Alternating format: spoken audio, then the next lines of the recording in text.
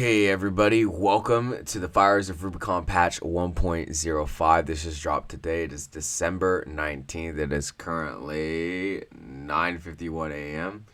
And I'm going to go over everything to do with the patch notes. This patch is kind of huge because it just added a ranked play to the game, so I'm super excited for that. Probably going to make some videos on that, so let's get right into these patch notes. So, here we go. It's available across all platforms, obviously. Additional features that have been added: ranked match, nice, and nameplate features added to the Nest menu. Interesting. So we have these new things called nameplates.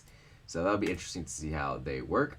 Added HUD elements for switching weapons with the weapon bay. Thank God, because that was getting annoying. I'm glad they finally added HUD elements for when you actually switch your weapons. And then they added new parts, actually. So they added a new head, core, arms, legs, and frame parts, as well as 4 new weapons. So we're going to check those out later. Note, new parts unlock at the shop according to mission progression. So for me, when I loaded up the game, I was able to immediately buy all the parts. I have fully 100% of the game. So if you have also fully 100% of the game, you will be able to buy these parts as well. I don't know when you'll be able to buy these parts if you're still going through the game, but if you have completed the game, you will be able to buy them in the shop. A notification will pop up in the menu and let you know that there are new parts available for purchase. All right, here we go. Ranked match. And ranked match, automatic matchmaking is used to allow players of similar ability to compete against one another. So this is a really good thing. So people aren't pub stomping new players. So it'll actually put you against players of similar skill, which is a good thing in this game. You don't want someone who is crap at piloting to go up against someone that's crazy good at piloting, because they're going to get smashed. All right, the ranking system. Here we go. Ranks are divided into unranked D, C, B, A, and S. Players can aim for the promotion to the next rank by earning RP, rank points. Once players reach S rank, they receive a rating based on their ability. The top 100 ranked S players will have this distinction displayed on their rank icon. Wow, okay, so I wonder how this is going to work, because there's 3 platforms, right? We have Xbox, PlayStation, and Steam. So are you only going to have the top 100 for each platform, or is this going to be combined across all 3 platforms? I don't know. They didn't really go into that. Because as everyone knows, we don't have crossplay on Armored Core. So the rules: ranked matches employ single 1v1 and team 3v3 rule sets. So the rules haven't changed. At least I don't think so. RP is earned through victories in single matches, while in team matches, RP is earned through both victories and individual contribution. The time limit is 2 minutes for single matches and 3 minutes for team matches. That's short for team matches. Maps are selected at random. Promotion. Once a player has earned the required RP for their current rank, they will earn a promotion phase. During the promotion phase, players will have a set number of matches to achieve good results to become eligible for promotion to the next rank. So I think this is going to work kind of like how Mortal Kombat has their rank phase. So they will have a rank up that'll let the enemy know that you're about to rank up. So I wonder if that will be kind of like the same thing, but it's kind of the same thing in Mortal Kombat, where you get super close to a rank. You know, the game's like, hey, you're getting really close to ranking up. So I think that's kind of what the promotion phase is in this game. And the leaderboard. The top 100 ranked S players will be posted to the leaderboard. Information about each player, such as their rating, nameplate, and AC configuration, can be confirmed from the leaderboards. Rank and leaderboard reset. Okay, so we will be getting resets. Player ranks and leaderboards will be reset periodically. Upon rank reset, players halfway up the B rank and above will be regulated 1 rank according to their current rank. Okay, so they would go from B to A, essentially. And the next reset is scheduled for the 29th of February. So we got about 3 months. So that's effectively like a normal season. Nameplates and NP, Nest points. Some nameplates are acquired by achieving good results in ranked matches, while others can be bought ROM. Nice, I think that's a typo. From the plate shop. Nameplates at the plate shop are purchased using NP Nest points earned from ranked matches. Interesting. So you can purchase these nameplates from the shop. At least some of them you can anyway. Some of them I believe you earn. So that's interesting to see what they have. And then here we go, big balance adjustments here. So for the assault rifle turner, this is the one that I use on my build. Increased accumulative impact, ideal range, effective range, decreased recoil, reduced sway caused by accumulated recoil. So they've effectively buffed the crap out of this thing. So we have increased impact, more range, decreased recoil, and then even more decreased recoil. So like I think accumulated or reduced sway is what they call it, but it's really bloom. So how where your bullets are going after you just keep holding down the trigger for so long. And then the Scudder, that's the one just below the Turner. Increased impact. Okay, so basically the same buffs that the Turner has received. The Scudder is basically the Turner, just fires slower and hits harder. And then here we go, the Rand set. This is the burst fire one. This is not the charged one, I believe. Same exact buffs: increased impact, increased range, increased or decreased recoil. So buffs across the board for the assault rifles here. Machine gun Ludlow. This is the tiny little SMG that you unlock very early on in the game. Increase the ideal range and effective range, whatever that means. So I guess they just increased the base effective range and then increased its effective range is what they meant to say. I think they just kind of worded it poorly. But buffs across the board for the Ludlow. For the Cheng Chen, this is the box magazine one, I believe. Increased its ideal range, effective range, it reduced its accumulated recoil. So interesting for the Cheng Chen here.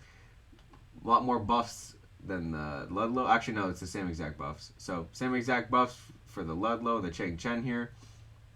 For the burst machine gun Estigen, this is the one that I use on my build, and they just reduced the sway caused by accumulated recoil. So they decreased its bloom, basically.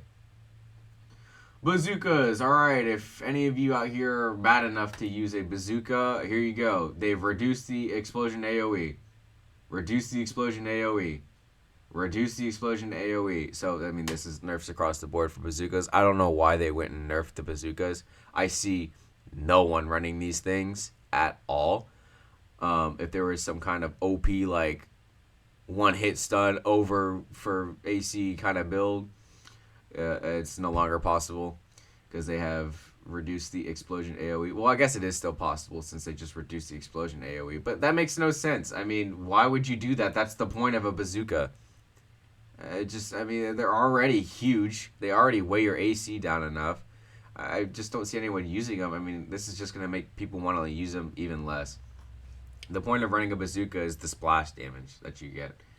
So, alright, nerfs across the board for the bazookas here. I'm sorry if you put yourself through the horror of using a bazooka, but they have nerfed every single one here, it seems. Laser rifle VE, this is a big one. Decreased attack power cooling, increase the ATK heat buildup, so they increase the heat buildup over the time of firing, and charge time. So, did they increase the charge time, or did they nerf it? I don't know.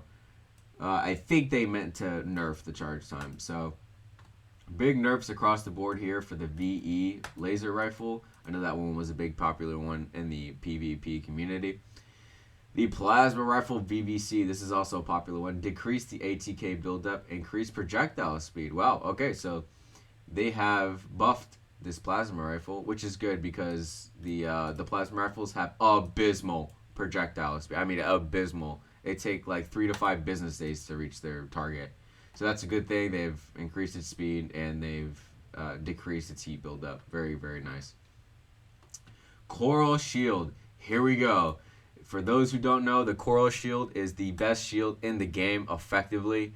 It basically puts an entire bubble around your AC, so it mitigates pretty much damage in every single direction. And 3v3s, it is amazing because it protects you for so long. And it is just an all-around great shield. You do get it late game, but I mean, it is just such a worth shield. It's so good. But may not be the case anymore. They have decreased its impact dampening and its mitigation. So, I don't know how I can't talk. I don't know by how much, but I would assume it's a substantial amount because this shield really did block a ton of fire. Like if someone popped their assault armor right next to you, it would do almost no damage if you had the shield active. It also would block a pile bunker if you went and tried to hit him with it. Ask me how I know. Um, so that's nerfs across the board for the Coral Shield. Big nerfs. It needed it, to be honest. It was the most OP shield in the game. Not enough people used it in PvP, in my opinion, which is a good thing, but they've hit it with a nerf, so now it won't be as OP. The split missile launcher BML, and then the split missile launcher. Oh, okay, so we got all the missile launchers here. So it looks like across the board for all the split missile launchers, they've increased its guidance, and now the missile payloads will hit closer to the target. This is all a great thing. And for the cluster, oh wow, for the cluster missile, thank God, because this thing did not hit any of its targets at all. It did exactly what it says right here. It would collide with the terrain, basically. I would see a ton of people use this, and I would just see their missiles just completely hit the floor. This is by far the worst missile launcher in the entire game. It missed 90% of the time. I mean, if the AC essentially needs to be standing still, and I guarantee you, even then, it would probably still miss. So I hope they improve the tracking on this thing immensely, because it really did just completely hit the floor or hit a building 90% of the time. So thank God they went and buffed this missile launcher, because it was the worst missile launcher in the game by far, bar none. All right. Plasma Missile Launcher VVC, decreased guidance, adjusted firing interval, so timing of each missile hits less spread out. So this I would assume is nerfs, because you want the missile to hit as often as possible for that increased stagger. So I'm surprised they went and they nerfed the Plasma Missile Launcher, but again, I'm not surprised, because this was a very big popular choice in the PvP community as well. So it won't be as spammy as some people use it, which is a very good thing. Alright, moving on to the frame parts. The ARMS Melander got an increased recoil control, very nice. The Bipedal Mind Alpha, decreased weight. Alright, so that's a pretty big nerf. I don't know by how much, but they need to really put the intervals here by how much they decreased it by. But I would assume it would be a good amount, I would assume, because these legs were kind of lightweight legs. So they were very popular in PvP. So that's a big nerf, so you can't be running super heavy weapons on them now, or you will get that weight debuff. Tetrapod, increased speed limit while hovering. What? Decreased acceleration while using quick boost while hovering. Decreased acceleration while using quick boost while hovering. Okay, so it seems that they've just increased the base movement speed while hovering, and then decreased everything else, such as quick boosting around whenever you're taking fire or trying to evade it while hovering. So that is a very good thing.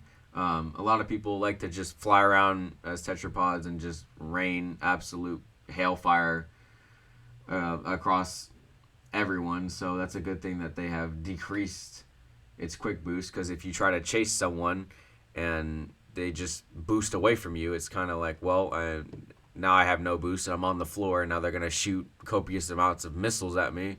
So I'm glad that they have went and reduced all of this. The Tetrapod Varel, decreased acceleration while using quick boost. Okay, so they didn't give it the increased speed buff, so they just completely nerfed its quick boost ability, so another good nerf here. And then for the tank legs, decreased AP. Wow, that's a huge nerf. Assault boost thrust increased. Okay, assault boost energy consumption. So they increased its energy consumption, but they also increased its thrust. Or are they saying that its thrust has been increased for energy consumption? I don't know. They word these honestly so bad. So after boost, assault boost thrust increased. Assault boost energy consumption. Alright, so I guess it just increased its energy consumption when you're thrusting around. AC weight has more impact on its movement and boost speed, thank God, because some people just run dual Gatling guns and dual flamethrowers and just absolutely destroy someone. So I hope that that is an actual good nerf to its movement speed. And then for the booster, Burcell, however the hell you say that, increased quick boost energy consumption, decreased assault boost thrust. Okay, so nerfs across the board for this booster. I don't think I've seen anyone use this booster. So if you use this booster, it got nerfed. Sorry. Alright, AC with tank legs will not perform a readying action at the moment of firing bazookas or grenade launchers. Wow, that's a huge nerf. If that works anything like any of the other Armored Core games, your AC will kind of stand still, do a little shimmy, and then fire them. So that's awful. You don't want to be standing still in the middle of a gunfight, basically, because you'll just get completely destroyed. So that's a huge nerf for the tank legs that want to use bazookas or grenade launchers. Everything else, though, I would assume would be fine because they didn't mention it. But that's a huge nerf for bazooka and the grenade launchers on the tank legs. Again, I saw no one running that on tank legs, but if you use it, guess what? It just got nerfed. So this is going to make people not want to use bazookas and grenade launchers even more. So that, I mean, they just completely just fucked grenade launchers and bazookas this patch. AC with bipedal reverse joint or tetrapod legs now have a longer period of performing a boost kick after being able to cancel into another action. Okay, so they basically just increase the time it takes to cancel out of a boost kick, which is good because people like to just kick spam. So this actually punishes you if you actually miss a kick. You can't just completely boost out of the way, which is, to be fair, what I did most of the time if I needed to stagger someone. And then ACs with tetrapod legs have reduced movement due to recoil when firing a weapon with high recoil while in midair. Alright, so this is also another good nerf because someone can't just be firing, let's say, a bazooka up in the air with tetrapod legs and, you know, just keep freely moving around super fast. So this will actually slow them down when they fire it. So that is a very good thing to hear. And then I'm not going to go over the bug fixes and improvements. If you guys want to read that, I'll leave the patch notes in the description. But yeah, that wraps up the patch notes. I'm going to go and I'm going to cover the new weapons and frame parts that they have added. Alright guys, here we go. I have equipped the two new front weapons here. Here I will go over the descriptions. So here we have a pulse missile launcher, the PFAU-66D, a handheld pulse missile launcher developed by Schneider. The missiles create an energy explosion on impact that cancel out their pulse barriers. Switch to a burst firing mode for an improved rate of fire. Alright, interesting. So we have a burst fire mode on this, so maybe we can use it like an assault rifle, maybe. And then here we go, the heavy machine gun, the WR-0555 Apache, probably named after the Apache. Heavy machine gun developed by RAD, an essential tool for the trade for RAD's sales reps, quotations. The briefcase-like compartment, okay, right down here I would assume, contains a replacement barrel for particularly heated business discussions. Alright, very interesting description there. Let's go ahead and let's test out these new weapons.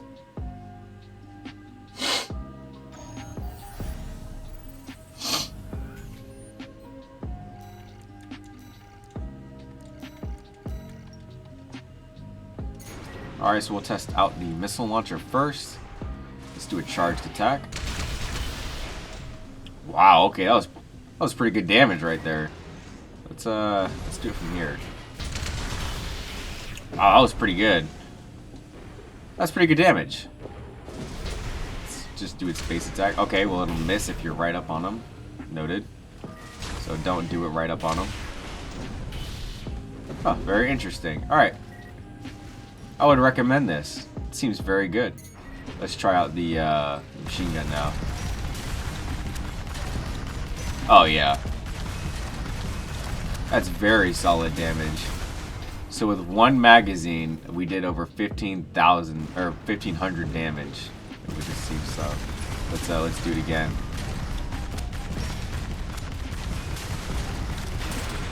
Yeah, so around that much. So around like 1,700, which that's pretty good, assuming you land all shots.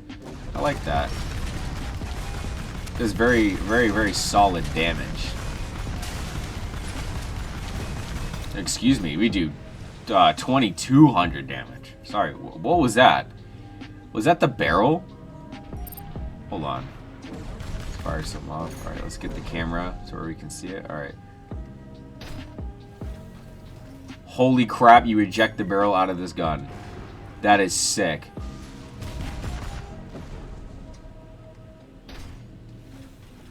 And then the box magazine moves. Oh, that's sick. The box moves up. So there is a barrel inside it. That's sick. That's a cool attention to detail right there. I love that FromSoft did that. So it throws the barrel out of the gun and loads in a new one. I literally thought that was just like a funny little description they put in, but no, they're actually very serious. You do throw the barrel out. That's sick. That's a cool reload. Alright, moving on to the two brand new back weapons. I gotta go ahead and take these off so I don't become overbearing. We got the machine gun, and then we have the pulse launcher, I believe, or the laser cannon, excuse me. There it is. Alright, so first we'll go with the machine gun. The DFGA-09 Xiaowei.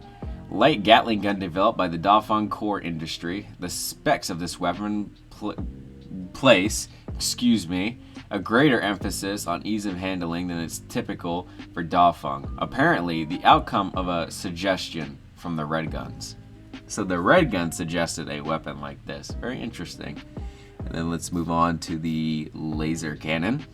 The VE-60 LCB. Variable laser cannon designed by the Arquebus ADD. Linked high-capacity condensers take the output of this weapon to new extremes.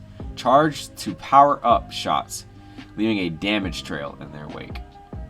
Alright, so we'll go ahead and we'll test them out. That guy got wrecked. Where's the new one? There he is. Alright, so we'll try the Gatling gun first. Alright, never mind, I fucking super punched him. Oh, wow. Already? Okay, so this thing heats up really quick. What happens if we feather it? Yeah, it's kind of okay if you feather it. I don't know. It doesn't really do that great of damage, but it does fire fast. And its stagger is kind of eh. But I imagine you would want to use these in pairs, but like you get like a total of 3 seconds max before it overheats. So I don't know. I don't think I would recommend this one. Maybe if you had like an all machine gun build, then sure, it would be good, but as of right now, I don't think they would be good. But let's try out this plasma, or this laser cannon, excuse me. Two different things. All right, this is the charged shot. Holy crap. Did that say 1900? Let's do that again. Pretty sure that said 1900. Wow. Okay, that does a ton of damage. So, word of advice, don't get hit by this thing. Let's just do its base attack now. 1,000. Alright, so it does about 1,000 per base hit. That's pretty good. You can fire it semi-fast. It's a lot like the VP. One of the weapons I use in my top 5. Let's compare it. Here we go. Yeah, it's a lot like the VP. It just has more damage than the VP, but the VP fires faster, as you can see. And it also weighs a lot less. But I mean, dude, that's pretty... I can see tanks using this and absolutely just destroying people with it. Very, very, very good back weapon. I strongly recommend that one.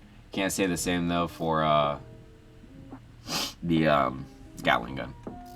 But moving here onto the frame parts, we have the new Lamborghini 44F. I probably butchered that name. But it is a prototype head developed by Schneider. This proof of concept model reduces air resistance by adding an aerodynamic visor above the camera eyes. Defensive performance, however, was never a consideration. So it looks like they just straight up went for speed on this one. All these parts seem to be prototypes. Moving on to the core. missed it. There it is. So here we go. This is the 40F core. Prototype core developed by Schneider. This model strives for a lightweight build to the point of exposing the core block itself, putting Schneider's daring engineering showmanship above the pilot's safety. This core reminds me a lot of Outstarva's core from Armored Core for Answer, and also a Raylynard core. So it looks very nice core, but yeah, you can see where it is exposed. Very cool. Moving on to the arms. I believe these are the new arms here. Prototype arms developed by Schneider. Deployment was influenced by Arquebus HQ, which vetoed an early plan to treat the front legs of the Lamborghini tetrapod frame as arms, or more accurately, wings. Very interesting concept that they just threw out there. So it looks like they wanted the legs to be wings as well. Same with the arms. The arms, very lightweight, as you can see, as with the rest of these parts. And moving on to the legs here. These are the new tetrapod legs. These are the 42F prototype tetrapod legs developed by Schneider. The distinctive transforming front limbs of this model are to improve aerodynamic performance, part of the design dogma that focuses only on speed in the air. So yeah, I mean, the boost speed on this thing is pretty fast at 385, and that is fast for a tetrapod. So we'll just go into the test here and see exactly how it moves, how it performs. So yeah, with the booster I have equipped, moves pretty fast. Oh, that's a cool transformation. That's like a lot like the tank legs we have. That is cool. That does look pretty sick. And I have a pretty light generator on too, so, and this is not draining a lot of energy. Granted, I have no weapons on, but it's not draining a whole lot of energy. I have a pretty low capacity generator, so I feel like a coral generator would make this thing stay in the air pretty much forever. But yeah, guys, that's going to wrap it up for this video. I hope you guys enjoyed. This patch is out now. If you liked the video, like it. If you didn't, I'm sorry, and I will catch you all later.